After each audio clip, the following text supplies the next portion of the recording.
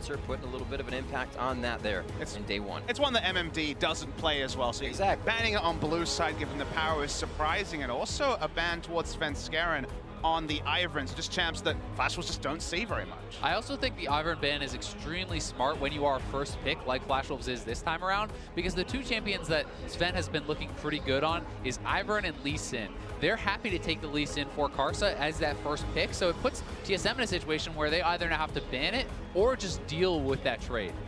Something like Lee Sin also will be super high priority for both these junglers, even though we've been seeing it fall through drafts. Karma also another one sticking his nose out. Is surprising to see a Jace ban on blue side here, given that the Jace priority was a little bit of top lane Jace, no mid lane Jace, so bit of a fishy one in my opinion. Yeah, I mean, Bjergsen certainly is someone who can play mid lane Jace, and this may be something that they've encountered in scrims because he is pretty proficient on the champion, but definitely not an NA special, and we may simply get a trade of Lee Sin and Graves here. Let me say though, this is the second time we're seeing Lulu Karma bans from TSM, and it's worrying that TSM found out on the Rift they can't play these protect the WildTurtle comps, and now it feels like they have to auto-ban one of the dominant strategies against basically every team, even though Betty is right down there when it comes to people you traditionally think will be set up to carry.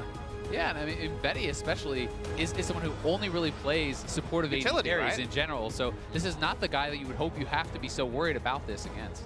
Well, taking it off the board so they don't have to see any of it, we do see a rumble for the side of MMD.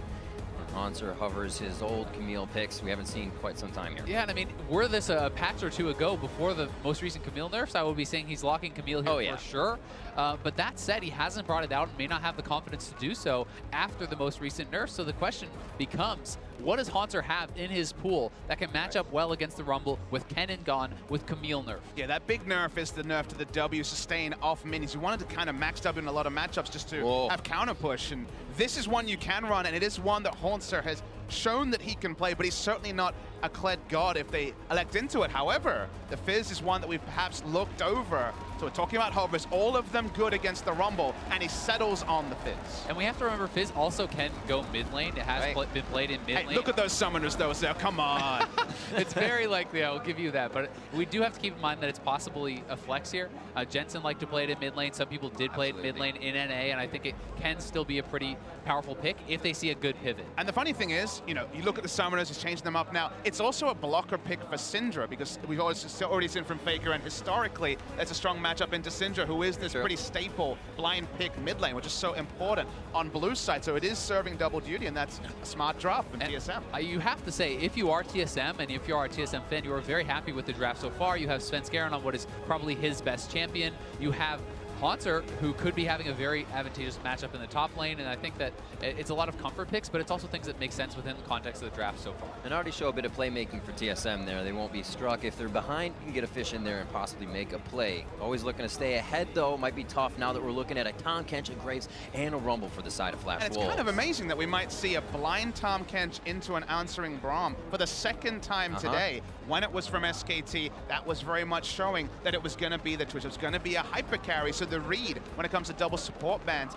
maybe actually it will be Betty that's relied on here, because the only reason you opt into Tahm Kench this early is when you see double supportive bot laners banned, and you think, okay, Twitch, Cogmore, maybe we're going to get ready to go hyper carry in the bot lane. Yeah, it's certainly possible. I do think that Tahm Kench also offers the utility of denying assassin picks. You know, if it is an AP Fizz mid, it can block that out pretty well. I think you can do that as well, but I don't really love the Braum pick into the Tahm Kench. I do think that you can go an AP route and you can bully those lanes and get an advantage there, especially if they are trying to draft the Twitch. If you draft the Braum into this Tahm Kench Twitch lane, you allow the Twitch safety and farming that he wouldn't otherwise have if you have something like a Nami and a Caitlyn, which is much more of a bully lane. So it's fun that the Fizz has done the double duty. Now it's actually Flash Wolves banning Syndra away, because Syndra is still that very safe blind pick champion on the side of TSM in the first pick on the second round of the draft. So doing a lot to do there, and of course does have that powerful matchup into the Rumble.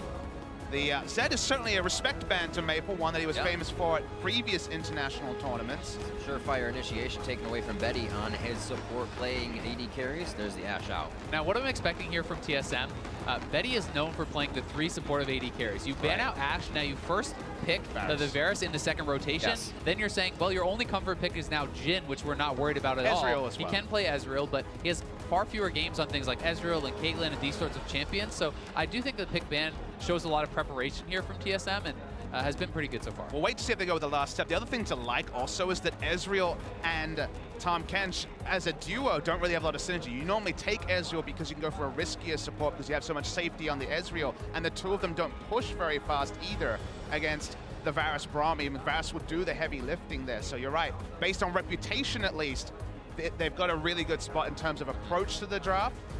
And now we're seeing what FlashWolves want to look to. Now they already have damage from the jungle and the top lane, but they've been setting up for this hyper carry and they're at least mousing over. Yeah, and I mean, if they go that route, then Betty has to prove he's able to play it, because this is a guy who always plays extremely defensively. He builds defensively. He almost always gets tabbies early. He almost always gets a QSS early, and he plays scared. Right. And that's a jhin. This is a great read from TSM, because this is his last comfort pick that they have left up. And I think jhin is extremely weak in the current meta and very bad into Braum, by the way, which was already picked. So, you know, FlashWolves here, it feels like they're going for comfort over like a strong pick in the draft. And it looks like it can all be absorbed. As you were saying, you get the equalizer coming out, the curtain call coming down. TSM's just going to be able to stand around it or block it and then make their move. And the Ryze comes in against there. Again, comparisons to the last time we saw FlashWolves, but it's not Ezreal. It's not a champion that can really run away with a team fight if he's not closed down at the start. Right. Even if he has a strong front line, not necessarily known being able to turn fights like an Ezreal. So I feel like Karsa has to do a lot of heavy lifting, especially in the early game, to really allow the FlashWolves to have enough damage to go through into the late game. I certainly agree, and I think that Karsa is such a strong point for the FlashWolves. You're going to have a pushing top lane with MMD on the Rumble, especially in the early levels. Fizz cannot really fight back, so that's where you have to look for Karsa to take advantage, maybe pick on Svenskeren a lot, who has been looking pretty bad in most of these games. And I do think that Karsa has the ability to get them that lead, despite the fact that I like TSM's draft a lot more. Both teams matching AP top and mid, AD in the jungle and at the bot lane. It's going to be a heck of a matchup here. Definitely some volatile fighting to come out. We'll have to see what happens in the early game, though. Eyes on Svenskeren in their previous game versus SKT. A little too hard, a little too strong, and started to put the team behind. The other thing I will say for FlashWolves, while they're straight up 2v2 as far as poke and everything like that, their actual laning power is pretty low. The kill potential of a Tahm Kench jhin is actually very high. Oh. If you can tag someone with that Q from Tahm Kench, you can root them up from jhin. Yep. It often allows you to get your 3 stacks, eat them up. So the all-in potential is extremely high, especially if Karsa wants to visit the bot lane here. You can look for them to do that because they have great gank assist, they have great all-in. And if you can rotate through the Fizz lane, who famously doesn't have wave clear, especially when you're going for a more AD on hit build rather than the usual AP of the past, you can put that Fizz behind levels and then rotate a 1-3-1 through the Fizz. If they can actually hold Fizz down, force very negative magic resist orientated itemization, playing through Hauntzer is an option for FlashWolves. Well, you can see the setups on your screen. We will be heading into the matchup in just a few seconds. Yeah, I mean, it definitely isn't. We also saw lane swap earlier today. That's true. Anything can happen. Yeah, you never know what's going to happen here. Actually worked out pretty well, too. MSI continues. Here we go. FlashWolves versus Team Solomid TSM 1 and 2. FlashWolves 1 and 2 as they hit the rift. We have to remember FlashWolves coming off a pretty extended win over the Gigabyte Marines just recently. Their confidence built up a little bit, but it also shows they know how to weather a storm. They know how to take it to the late game. But things like limited sample size and the other arguments you make for your favorite teams underperforming at the start of a tournament start to go out the window when we're nearing the 50% mark. There's 10 games for each of these teams in group stage, 4th for both TSM and FlashWolves. So we're both looking for both teams to make a big impression to actually put in that hope for the top 4. Certainly, and for FlashWolves, if you fall to 1 and 3, you know, as a team, what most people had power rank 2nd, that is pretty brutal. And Hauntzer's probably going to have to rank his E here, unless he already skilled up. Chasing on to Hauntzer. He has 200 HP, a few more hits. Going to have to look for the hop, and the E was taken. I mean, that was very close from Hauntzer. It ends up actually being beneficial for him because he gets the flash, but I mean, that's so risky to use the E that late. Sure worked out well, but I don't know if I can say that was a good play or not. I'm gonna be close, baby. I'm gonna be glass half full. He obviously had not skilled, doesn't have flash famously because you go for the ignite to have lane pressure as Fizz, and he does draw in a flash after he'd seen the quick draw already. Right. So glass half full for TSM for once from the Korean analyst. Says, nice play, Holmes. Yeah, nice play as it did turn out. I do think it is going to be a little bit even more troublesome because you're going to get pushed in for sure already as the Fizz in the early levels by Rumble, and now you don't have your W to help you last hit under the turret, so certainly expect Hauntzer to give up even more CS in the early stages of the game. So he's going to get up there and be a few behind already as MMD lets that go straight to the mid and reset.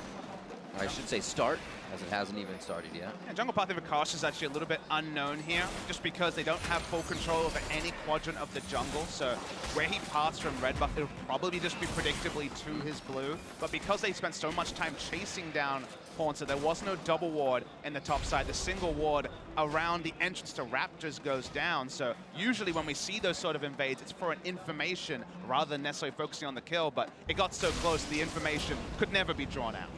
There's that early level 2 by MMD. He's holding it out, and we'll see how much trouble Hauntzer actually has under this turret as he tries to farm up. Yeah, exactly. That's the big question. How much of the CS can he actually pick up there, as it does get pretty tough?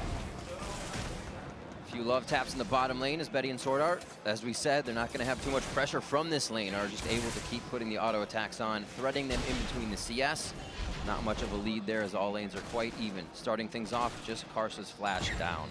And topside could be quite a point of contention here as well, because Rumble is a pretty good gank target for Svenskeren, especially since Hauntzer is using the Ignite here on Fizz. But, you know, likewise, you don't have flash to escape if you're Fizz. So if the lane is pushing against you up to your opponent, then you can be pretty vulnerable too. But the mind games are pretty next level now, because clearly after the level 1, it is a very predictable gank path. So you think, okay, is Lee Sin going to be there for coverage? And then Karsa, if he ever quick draws in aggressively, the information is there for TSM that he doesn't have flash. So despite there being predictable pathing around top, I think Karsa thinks better of it, and Svenskeren is allowed to just go for more of a power clear rather than having to provide coverage for a Fizz who naturally does fall behind in the early levels.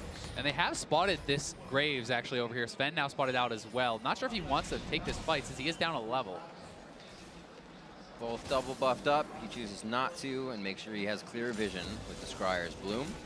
But this also saves Bjergsen for a time. Junglers are known at this point. Hauntzer goes a little bit harder on the top lane with some aggression, knowing that's safe.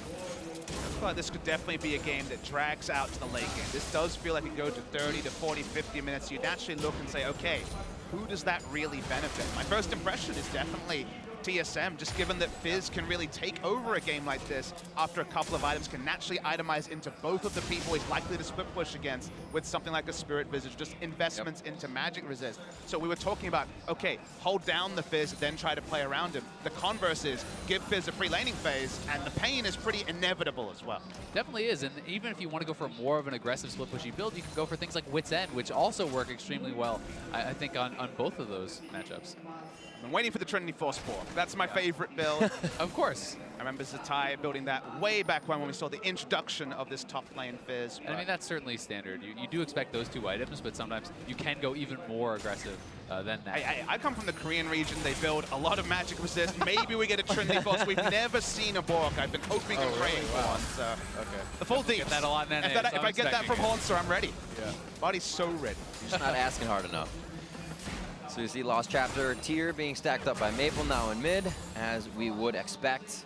And once again, Betty and SwordArt at the turret of WildTurtle and Biofrost. 42 to 38. The CS starts to separate a little bit, but it'll just be cleaned up here between the aggression and the lanes. Deja vu between Svenskeren and Karsa in the same spot as they start to hover this top side to control top and that mid lane. Also showing no respect at all for Svenskeren. Yeah. Happy to just chase him in. He knows that Ryze has position on Orianna in the mid lane as Bjergsen has just got back. So both of them have ghosts. He would have got first reaction, and that's why so confident to just quick draw in. And anytime Karsa is able to track Sven like that, it gives MMD the ability to push up very safely, knows there's no threat really coming in from that jungle. So as Graves, you want to essentially just be power farming here. You want to be tracking the Lee Sin. There's not as much of a requirement for him to get something done as far as ganking in the early. I mean, his kill pressure is so low, even though you can talk about the instant cast snare from Ryze, a Season 3 analysis point. If I've ever had one, it really doesn't work in the early game with that low CC duration. So the power farming, and as you say, the tracking, being more of a battle ward than necessarily a ganker, is what Karsa wants to be doing. And I'm surprised he got away with that, knowing how early that flash was blown.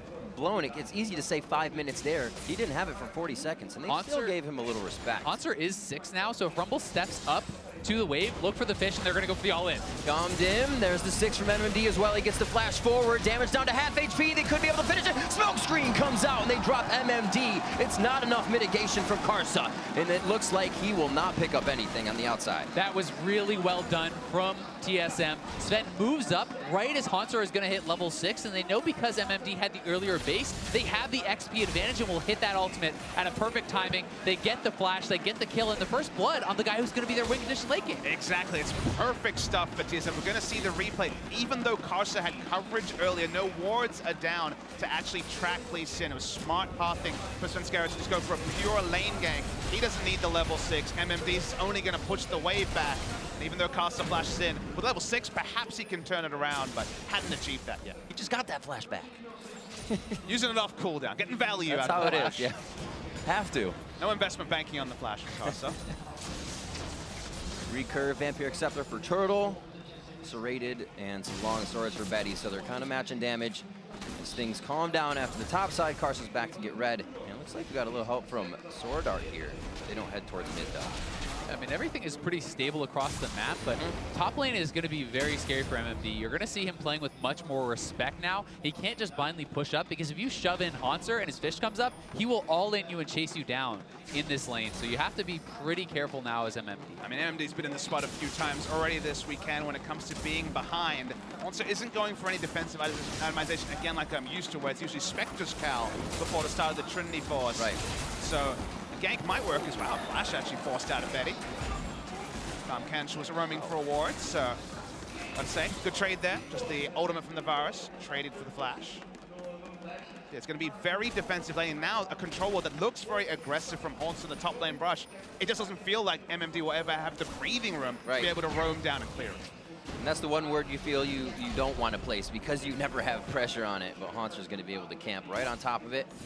No problem from actually taking E first. Really was able to stave off the pressure from MMD, farm up under his turret, and now up in CS after that kill. Looks like they're going to keep going. He's safe to stay in the lane. Just to give some credit here to Betty, I do not think that jhin is a very strong laner, and being up a couple CS, it was definitely something can't scoff at, but that said, he will really struggle, I think, against the Braum in the later stages. I mean, Betty's kind of the benefactor of the fact that with the smart pathing around bottom, there's been 2 control wards very often around bot, so a lot of the coverage has been bot side, whereas, as you can see on the screen, TSM's coverage is Lee top. is here. Difficult gank to be put into, but Karsa hits it, end of the line, just misses. Hauntzer's going to be forced to die, takes the Q past the minion. Collateral damage misses, MMD very low, 200 HP, tries to deny vision in the brush, but Karsa wards it. Now it's a 1v1, Svenskeren's out, and so is Karsa. 1-for-1, that flash, if he had it, could have been a potential double kill. So they're going 1-for-1 when all their coverage has been around bot side, when all the pressure has been top side for TSM. It's actually really good for Flash.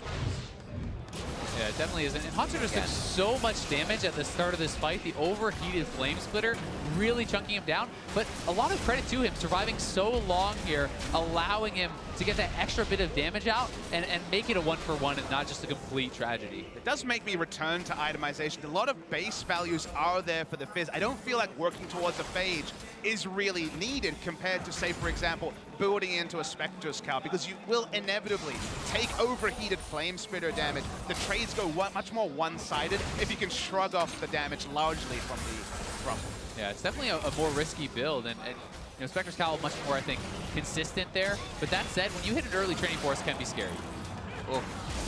Flash down, it just means devour for SwordArt onto Betty, and he is safe after another Chain of Corruption, but now you can see that Chain of Corruption on cooldown is going off in bottom. I mean, you want to jump out and shout when you see a Chain of Corruption register. That's an ability that does miss very often, but unless it's on Tahm Kench, and Tahm Kench is the priority, predictably, it's not a hype moment. We didn't start shouting, Riv, you managed to keep it together. We're doing all right. 10 minutes in. Stay insane. Again, we could go super late here, guys. No, it's so true. Seeing the Orianna as well, if Hauntzer kind of gets leveled out, say, he's not going to be doing as much just assassin pressure. It'll be the Orianna shockwaves later with the Chum the Waters. But MMD has been taking a lot of pressure top lane. If they can't stave that off, TSM could have themselves a pretty fast game. So actually the rush for WildTurtle, looking to sidestep some skill shots. The only reason there is fancy footwork from Hauntzer just to clear a blasting plan, given that's a popular gank route for Karsa, certainly more than just flashy plays for him. Yeah, it's definitely smart to make those little moves. They can really shut down a gank because it means Graves loses his quick draw on the entrance to the gank. So, you know, as long as he is paying attention to the map, there's almost no way that sort of gank is actually going to work.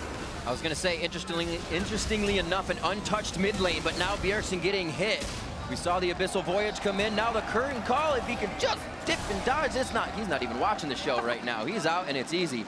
Flash and Ghost, though, to make that happen, so it could be a repeat. Both for the mid laners, just going back to mid. You know, still 4 summoners blown there actually by Flash Wolves because it's SwordArt Flash, right. Double summoners there from Maple, the ultimate from Jhin. They really wanted to move mid lane here, get the kill, and then pressure the turret.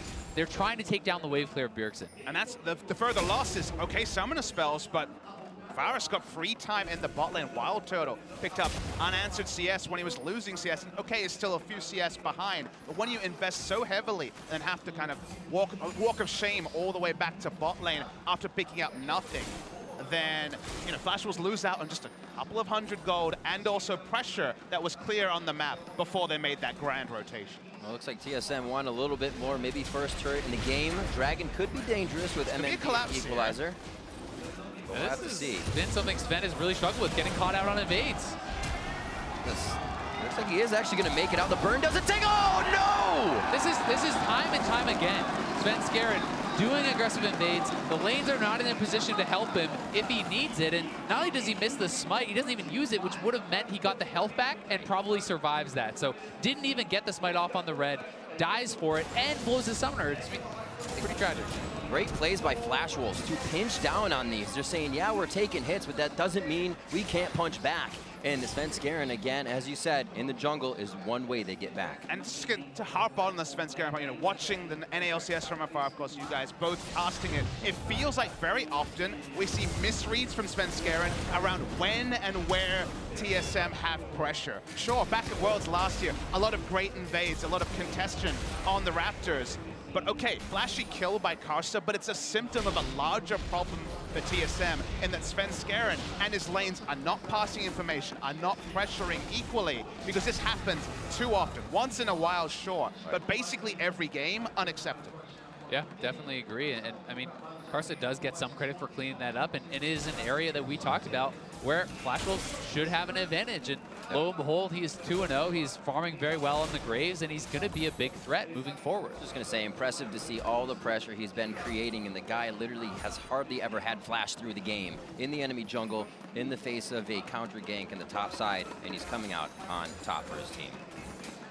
Big item spike for Hauntzer. He has gone all the way into the Trinity Force, which Halfway basically there, means Papa. Halfway to the... We'll see if Play the Rune Kings the next time. If it is, I'm just going to shake my head, but in kind of impressiveness rather than anything else. Mid lane. Remember, no flash here. Looks like you're going to easily lock down here. Karsa wants to try and play, and Svenskeren may say, let's do this. Throws the Q back out, Sonic Wave, Hauntzer is roaming down. They may look to try to chase this, but no, it does decide to go back up. Lost vision on MMD. Got a little scary for a second, but as we're chatting it up, these guys are going at the fights immediately. They definitely are, and the Triforce here, you know, you may not be used to seeing it rush as much, but as soon as you hit this, especially once you get to the rank 11 mark, the all-in potential becomes very, very high here. MMD is going to have to play very scared, and you see that, dropping the equalizer, backing off, knowing that Sven could be up here and that he could get all in. But do they really need to draw the Lease into the lane when there's so much inherent kill pressure? If I'm MMD, I see the Trinity Force and just leave. Karsa's trying to battle over the Braum. I don't know if that's the win condition they were looking for, but again, I feel like already, as you said, if you've got a Trinity Force, the Rumble's just going to be under turret trying to clear. He's not going to be walking up to a minion wave, so he's going to be backing away anyway. I don't feel like necessarily pathing around this insane a lead in terms of offensive itemization is necessary for Sven. Yeah, definitely agree. You know, maybe you can look to a Dragon, which TSM is going to start up now, and with Tahm Kench just basing, it seems like Flash Wolves are not aware and should be going their way. Double control ward here for TSM. Only Ocean Drake, you could argue as well, so non-inferno, also just inherently drawing a lot less resources. So much of the battle for wards is being won by TSM. After that pressure in the top lane, double control ward top, double control ward bottom. So basically entire river vision is exclusive for TSM. And this is something that TSM does do well when they are in control. There are 5 pinks on the map. That is something that you like to see from any competitive team, and it's something that they are pretty good about playing around. And another inventory of 5 ready to be placed if they lose those positions. Flash Wolves trying to get a few of theirs up as well, but a lot are on the defensive side. They don't feel comfortable guarding them. SwordArt in a pretty sticky situation. Hard skins up, the shield dissonance to give Biofrost a movement. Concussive blows aren't even needed, and he's going to go ahead and stand over the wall. If he can make the W, he just flashes anyways. Command protect in. Karsa does not get this one on the collateral damage. Yeah, SwordArt trying to battle back on the vision, but a fight on top side. Oh, MMD!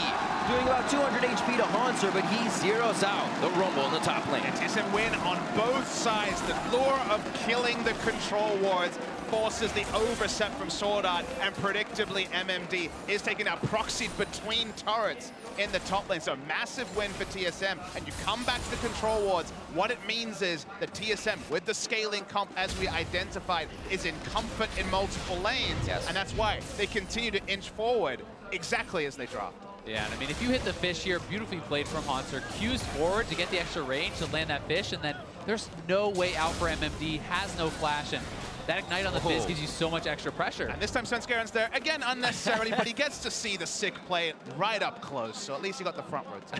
This is for the high five. Sis, great job.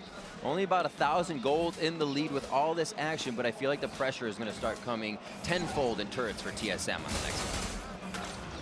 Pressure can be measured in so many different ways, whether it's a kill feed that's going the way of the enemy, 5-2, obviously not a massive one, or just inherently, well, I can't enter lane, the Fizz has Trinity Force, or the control wards mean we have no vision advanced of our own side of the jungle. Speaking of no vision, we're seeing Svenskeren once again play through top, and MMD, that minion wave is way, way too far for him to even consider approaching. Yeah, and I mean, I think the big reason we're seeing Sven up here so much is they're trying to play through their strongest player right now in this game, and they are trying to get down the turrets, right? They really want to unlock that turret. If you can kill that off, Rumble has almost no safety. But at some point, it feels like sending an army to help Superman take down a super villain. They've already got Superman. There's no kryptonite here at all, Azael. Nowhere necessary. Svenskeren cowers in fear. He thought maybe the Fizz was going to walk up next to him. I understand the theory, but I feel like the Fizz is already the one-man army that TSM needs. Fans just hyped. The fans are hyped. Hauntzer's controlling the lane. They're actually keeping MMD basically in his lane. Hauntzer's allowing all these minions to be denied. Should be able to take it here and start to spread the pressure. Are they going to lose first blood because they haven't taken it? And that's, again, what I'm talking about is that they didn't need the Lee Sin pathing around this lane. He could have been trying to relieve pressure. They could have been trying to make something proactive, and losing first break or first turret blood when you have advantages everywhere is the part where, like, okay, TSM, things have been clean till now. That's the VOD review circle mark right there. Part, it's going to have a big headache about 19 minutes in. Well, we'll see if this opens up Hauntzer more than it opens up Flash Wolves. I feel like it's a bit of a floodgate for both teams. Maple still charging up, but does have a little bit of power for himself. As you see TSM's kills, those 5 are across the ones they're trying to put power in. Hauntzer's 2, Svenskeren and Bjergsen, all those lanes they put to win these games. And TSM fans will be like, okay, what? TSM will win. Hauntzer is doing great. Why are we harping on the mistakes they're making? It's because we want to shoot for X's. We want to have high expectations for every team at this tournament. Most of the teams here have been utterly regionally dominant, and for TSM to make very achievable, very clear mistakes goes against a lot of the clean play and undoes all the advantages. Flash Wolves should never be trading up when the control ward line was all through the river, when MMD basically couldn't enter lane and is still 2 levels under Hauntzer. I do think, to be fair, TSM is in a very good position. They have massive advantage in the top lane. Bjergsen is farming very well. He has a kill under his belt. It's not like top lane is very far behind either. This is going to be the first do-si-do between Maple and Hauntzer. He feels like he can take him, but the army needs to be beat by an army, and Hauntzer pulls 3 to the top lane with MMD's teleport. Looks like he may be going down here as the final rune prism locks him up. Looking for what TSM will do across the map, though. As you say, the army was drawn in this time, the Flash Wolves army, and TSM are not playing through top lane and still are trading up in some ways. They have a lot of map control. A kill on a Flash Wolves is good on paper for the Flash Wolves, but we'll see what TSM want to do because they're looking for a collapse. Yeah, they definitely are, and they are moving up here. Hauntzer will have TP when he does respawn. We'll see if TSM can slow play this and kind of corral them in here. Equalizer down, collateral damage up. You do have the jhin ultimate, but Betty's getting pretty close here for the fight. Looks like TSM makes their way to the top side, sticking together. Flash Wolves gain a bit of position. This may be a little bit of time they can use to get some more forward wards in and stop the TSM snowball. I mean, if TSM can move here to defend, they do have a ward. It's pretty far away, but there are some wards Hauntzer could look to TP to if they want to fight here. Now it looks like they're not going to. They could have looked for aggression, as you say. A teleport flank, Biofrost flash ulting. Both of these possibilities, they don't lose the turrets. They look for, again, the perfect play, the measured play. And that's why, for now, defensive with Hauntzer again. That's why it's half his health bar for free. Be careful how confident they feel while they're alone in the jungle. Flash Wolves is moving as a squad right now. We do have that Cloud Drake alive. Good take. And while these aren't like the big Tekken Dragons, it's not an Infernal. I mean, you talked about it earlier, Papasmithy, how this game definitely has the potential to go very late. And I think that anytime you're looking at a game that can go very late, you have to take into consideration the Elder Dragon. So many people bot lane, and Hauntzer make the great escape. They have a push down mid, but the minions really aren't past river here. Hauntzer's gonna die quite quickly, allowing Flash Wolves to recuperate and find themselves a reposition.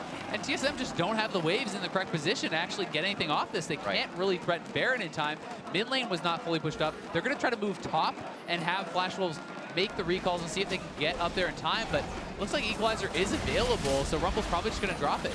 There it is, straight down the middle of the wave, nicely done. You can get a shield on Svenskeren to help him get out from Bjergsen.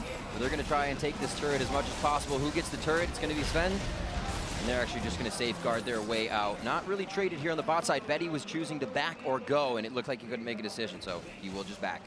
Flash Wolves, though, are looking towards the mid lane turret, so they're still making those trades. You think overall, sure, it's an inner turret for an outer turret, but another kill, and I criticize personally TSM playing too much through Hauntzer. Now they're just letting Hauntzer exert his pressure, but they're not making plays around the map at the same time. So it feels like lose-lose for TSM, despite the fact that Hauntzer is hilariously ahead in terms of laning items against the Rumble. Yeah, he definitely still is, but last time we checked in, he was 2 levels up, and he has not gotten really any experience or farm since then, so the gap is certainly closing. Those are awkward words to say at an international broadcast. We're not talking about Korea here, Bob. That's true, we are not. We skillfully avoid that topic. Yeah. Maybe a later game today. What is the vision? What does Flash Wolves look for here, knowing that Hauntzer's going to be splitting and knowing that he's going to be creating that side lane pressure? Yeah, right now it's pretty neutral, you have to say, all in all. Maybe gets a bit of free damage onto Hauntzer. Not better, has no coverage at all really on his side apart from some spot vision. So we'll back away. But you don't really see a plan from TSM. You don't really see them setting up for anything right now. Just a bit of slow pushing from Bjergsen in the top lane. Their vision supremacy over the river wards is now gone. It's in fact Flash Wolves who are inching forward with their own vision for basically the first time this game around the 25-minute mark. And again, too, on that bot side, we just saw the damage from Maple actually pushing Hauntzer out of lane. So, as I said, Hauntzer might be a problem. He is kind of taken care of for the time being. TSM now gathers back in mid to protect what is left of that second-tier turret. And the way this TSM comp should work is provide coverage for Hauntzer and have Hauntzer do all the heavy lifting, draw the sort of members we saw before, but actually make plays around the map. So right now, don't really have coverage for Hauntzer. Don't really necessarily have the sweepers actually used to get vision around Baron. So that's why it just feels like a stalemate. Now they're just trading CS with Flash Wolves, which 10 minutes ago would be unthinkable given how strong their Fizz is. Yeah, I think for now TSM really is just looking to get Hauntzer to that stronger point, get some more items under his belt so he can be dominant in the side lanes. Because while he still certainly can match up very well against MMD, it's not going to be as easy against Maple, right? He needs to get to a bit of a stronger point here, I think. And I'll be interested to see where he's going to go next with his items. The Merc Tread certainly will help him out a lot against Maple. For now, at least, keeping away from the Blade of the Ruin King I was promised. Shame on both of you. Got my helps up. Building a bit more tanky. I feel like he can still tussle pretty decently with Ryze, if not with the kill pressure that he's obviously looking for.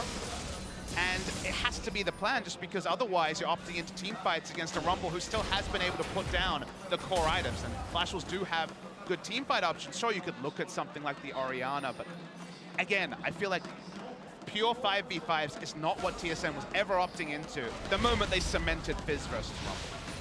Yeah.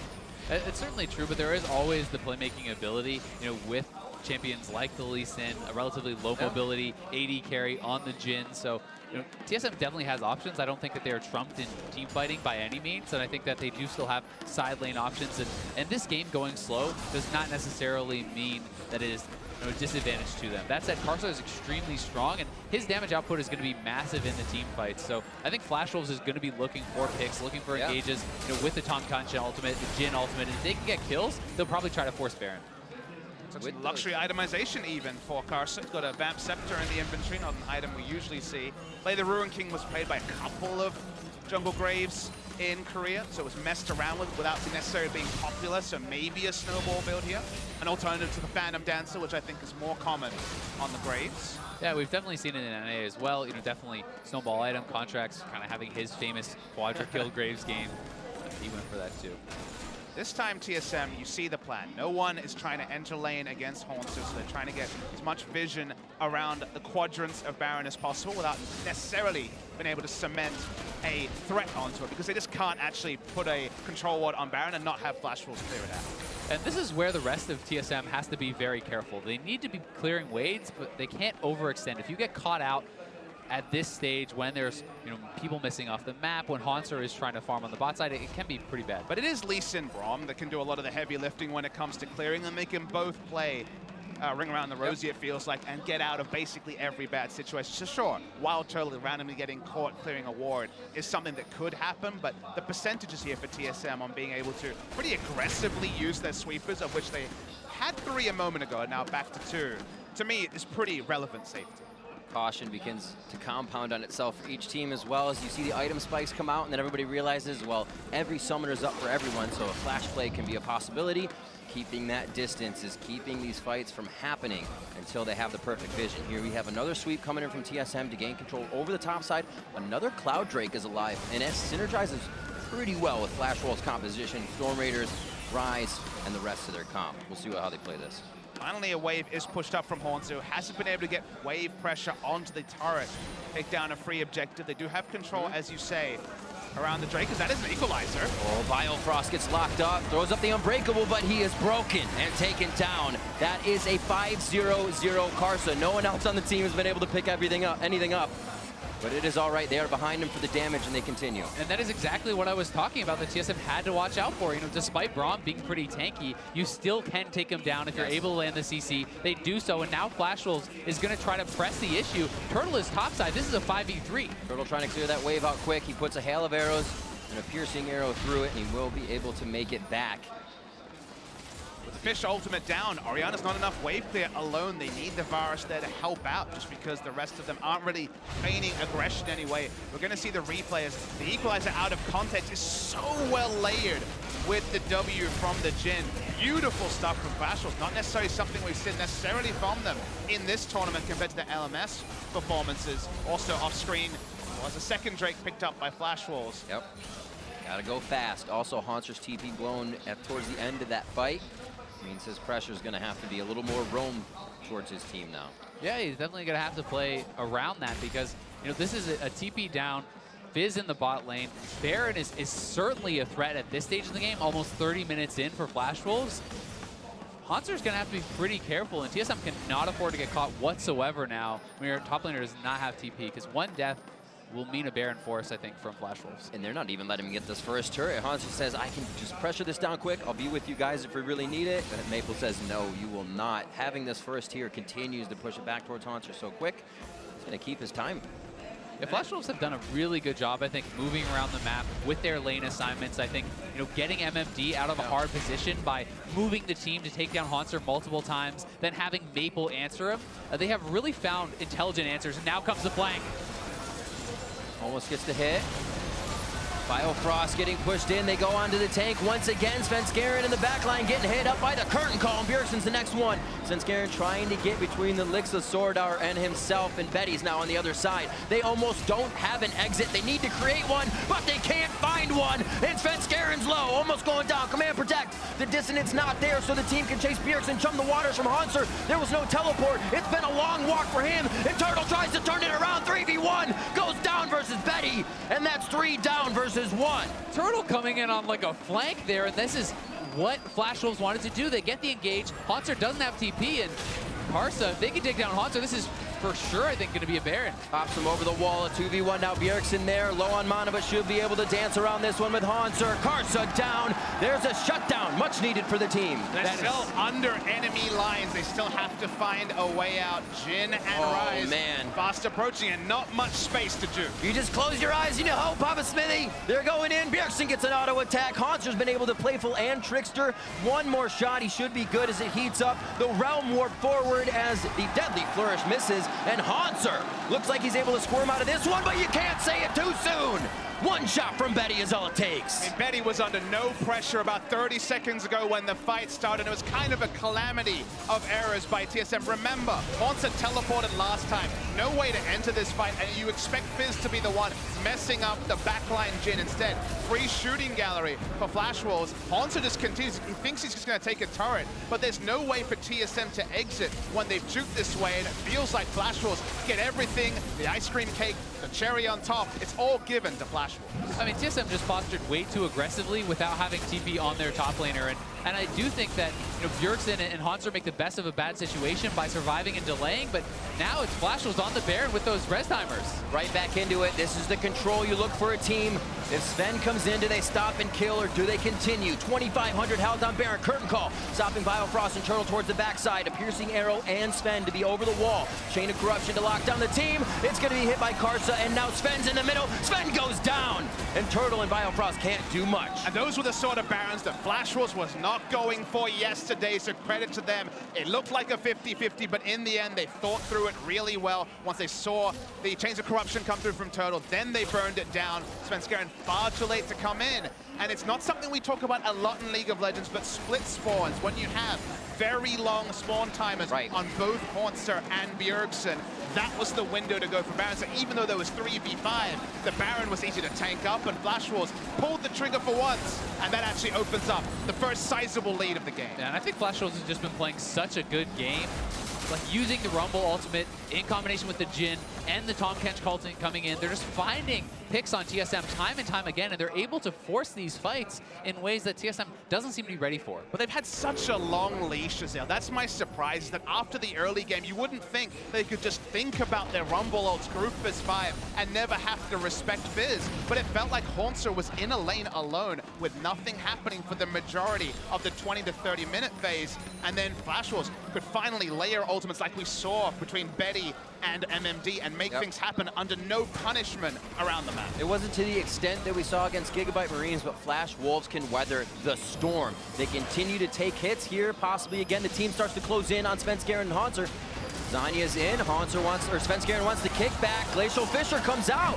SwordArt now back with a shockwave. A lot of ultimates used here. And Maple now coming in. Turtle's in this phase, and Turtle's gonna be taking damage. Flash over the walls now. Biofrost is that target. Hit down goes Biofrost. Svenskeren now in the eyes of Karsa. It's gonna be Maple picking up the kill though. Bjergsen's trying to hide in the brush. Deny the vision, but a triple kill from Betty as he gets the damage in. And they still have the Baron buff. They're going to push down mid here. This should be an inhibitor at least. We'll see if WildTurtle can get out, but it looks like he's going to be dead too. And these res timers are so long. It's a really nice flank from Maple. This is a bit comedic over here. Yeah, just walking around. Let's just call it delaying tactics there when it comes to respawns, but I think the respawn's going to be too big. As you say, 34 minutes in. Still, 29 seconds on any real wave clear. TSM, Bjergsen's still dead, so they're going to look for the end. Biofrost and Svenskeren, they can do a lot of hopping around if they need to, try to confuse Karsa and Betty, but I don't think they have any confusion on what the target is here. Biofrost throws up the Unbreakable. Baron minions coming in as they take down the first Nexus turret, 35 minutes in, and Biofrost gets melted. 7-1 and 7 Karsa as they look to the Nexus. The team's on it. This is going to be it. 17-9. Flash Wolves take down Team Solomid. Team Solomid had a massive advantage in the early to mid game. The Fizz should have been peerless. Trinity Force finished before you could really blink and enter this game. But subsequent to that, they really took their foot off the accelerator. First, they put too many resources around the Fizz when he already had an inherent advantage. Ignite Fizz with Trinity Force. And then when the Fizz started to get hunted down by multiple members of Flash Wolves, they were never trading up. They were going even at best and often trading down. And when you have an advantage in the early to mid game and trade down, you got bigger problems than anything else. Yeah, I definitely agree. I just think Karsa and the rest of the Flash Wolves deserve so much credit for how they did play in the mid game, in the late game. I think they looked like the far superior team. They're always able to find the fights. You know, Betty on the jhin, whether it's meta or not, he looked very effective. 606 on him and 717 on Karsa. These guys were huge for the team, and I think Flash Wolves played very well with the hand that they were dealt, and TSM was not able to get the most out of the advantages that they earned in the early game. And we thought about the draft and we said, okay, to make this work, it needs to be Karsa. He was the one we singled out for praise. No longer Maple Karsa. Maple, a great mid laner. Karsa in career best form. And this was the game we were kind of waiting for through the first three. Some good games, but not dominant games. He was never actually all over the enemy jungler, even if his KDA was often impressive. This was a carry performance and then some. 14 out of 17 kill participation, and the bulk of the gold for Flash Wolves. Absolutely crazy. And I think, you know, look back to the TSM side, I think we can easily look at that hiccup towards when Svenskeren kept going top. They weren't taking the turret. It was the wait for the gank when we already saw this solo pressure from Hauntzer able to kill MMD, but it paused that turret. First turret blood went over to Flash Wolves and everything started to escalate. Yeah, I mean, I think Sven really just wanted to snowball that even harder. He was hoping they were going to get first turret gold, solo onto Hauntzer. That was their game plan. All the eggs in the Fizz basket. And, you know, they weren't able to get enough out of it. And Flash Wolves, I think, just responded better to the situation. Absolutely. So let's send it over to our analysts to see what they make of that Flash Wolves win. Thank you very much, gentlemen. Before we get into anything, I got to welcome Crepo to the desk, replacing Papasmithy, as Papasmithy's going to cast. Can I just say, I do not appreciate the height of this desk. I'm feeling a little Frodo right now, but... We can get you a box. No, I refuse to stand. I got weights. Okay, all right. Well, but here's the thing. Flash Wolves, second win of the day, definitely seem to be finding their footing a little bit in the tournament. Still not the cleanest win ever, but they'll be happy to come away from the day with a couple wins under their belt. Let's look at how they did it, starting with champion select and moving into these plays immediately in the top lane, right? Because we have TSM looking towards their solo lanes as we've asked them to do in the past, throwing a lot of attention up there for Hauntzer in the top lane. This is where we expected these two teams to really clash, right? TSM back to playing around Hauntzer, getting a split pusher going, and Flash Wolves, MMD has definitely looked like the squishiest member, the most attackable force. Yeah, definitely agree with their choice to really punish this early Rumble pick. I don't think teams should survive picking a Rumble early when Fizz is available. Here are a couple of these top lane fights. MMD went 0-3 eventually, and that propelled TSM forward in the map state where the side lane belonged to the Fizz. But then Flash Wolves came in with some unique aspects of their composition that really snowballed the game for them. Yeah, it was really about the mobility, the fact that they had the Tahm, Kench, that they had the Ryze, that they were able to, as Azael was saying in the cast, you know, hunt down that Fizz into the side lane and not allow him to use his power there and abuse those matchups. There was one thing I didn't like about this game is that there was a potential for Bjergsen on third pick on blue side to just lock in a mid lane and then Bantu out himself, you know, just get Syndra and then remove Echo and then just maybe hard carry the game. This game, Bjergsen was stuck on a side lane playing Orianna, playing patch up while WildTurtle and Bjergsen were sharing farm in the mid lane. I think that's not catering towards TSM's strengths.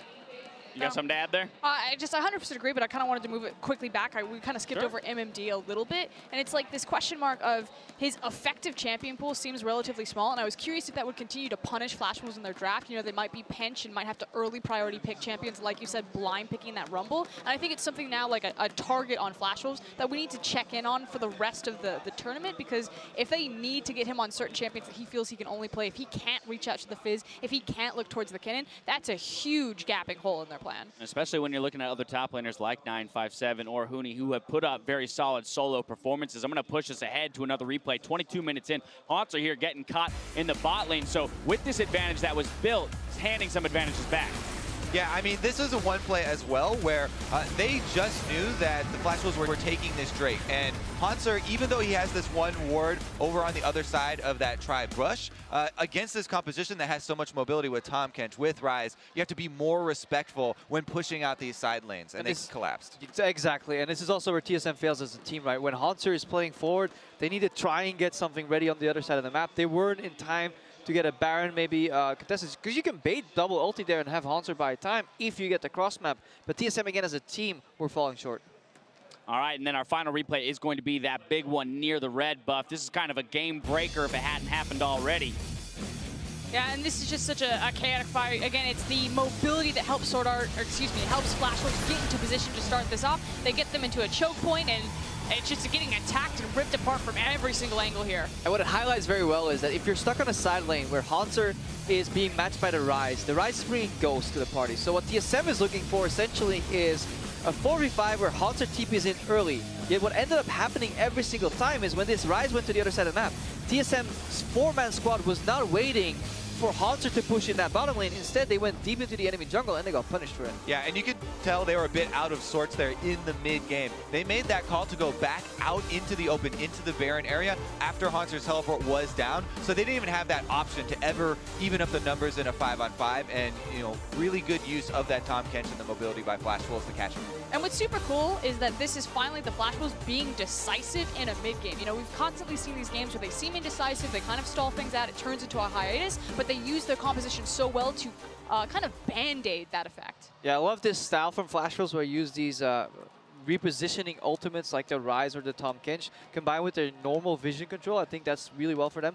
Problem is, I feel like it's really TSM still handing away the game. The communication between the 4-man squad and the 1-man side lane, especially when Hauntzer is ahead, seems very lacking. Like, your 4-man can't go deep if you need to push out. Because imagine Hauntzer pushes bot, reveals the Ryze, then TP's in. They win a 5v4. It's got to be worrisome for TSM when yesterday they're playing Protect WildTurtle. It doesn't work for them. We say we want to see them go back towards solo lane focus. They do that, but still aren't finding success for that reason. As you mentioned, a little miscoordination around the map brings about their demise. Now, the Flash Wolves and TSM may be done for the day, but there's still more MSI action coming up. Next, we've got the Gigabyte Marines versus G2 Esports. Don't go anywhere.